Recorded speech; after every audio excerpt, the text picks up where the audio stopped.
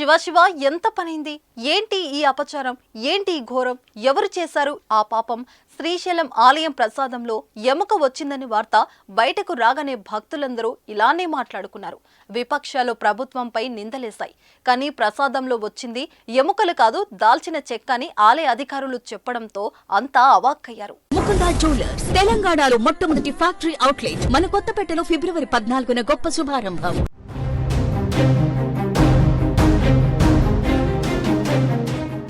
శ్రీశైలం ఆలయ ప్రసాదంలో ఎముకలు ఉన్నాయని హైదరాబాద్కు చెందిన ఓ భక్తుడు ఇటీవల తీవ్ర ఆరోపణలు చేశాడు. వాటిని సోషల్ మీడియాలో పెట్టి ఆలయ సిబ్బందిని ప్రశ్నించాడు. దీనిపై పెద్ద దుమారం రేగింది. శివ పార్వతుల నిలయం, భూ కౌశల్యంగా భావించే శ్రీశైలంలో ఇలాంటి భయంకరమైన ఆరోపణలు రావడంతో ఒక్కసారిగా ఇటు భక్తులు అటు ప్రజల్లోనూ తీవ్ర కలకలం మొదలైంది. ఈ సంఘటన ఆలయ వంటగది సౌకర్యాల పరిశుభ్రత, నిర్వహణ పద్ధతులకు సంబంధించి తీవ్రమైన ఆందోళనకు లేవనెత్తింది. దీంతో ఘటనపై శ్రీశైలం దేవస్థానం నిర్వాహకులు సత్వరమే స్పందించి విచారణకు ఆదేశించారు.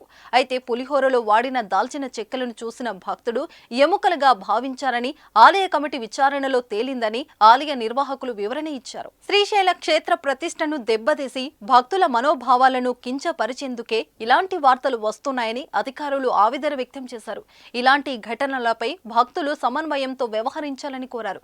ఆలయంలో తీసుకున్న పులిహోర ప్యాకెట్లో కనిపించిన గుర్తు తెలియని వస్తువులను ఎముకలుగా భావించి భక్తుడు ఫిర్యాదు చేశారన్నారు. రోజువారీ ప్రసాదాల తయారీ కూడా ప్రధాన అర్చకుల పర్యవేక్షణలోనే జరుగుతుందని ఈవో పెద్దిరాజు స్పష్టం చేశారు.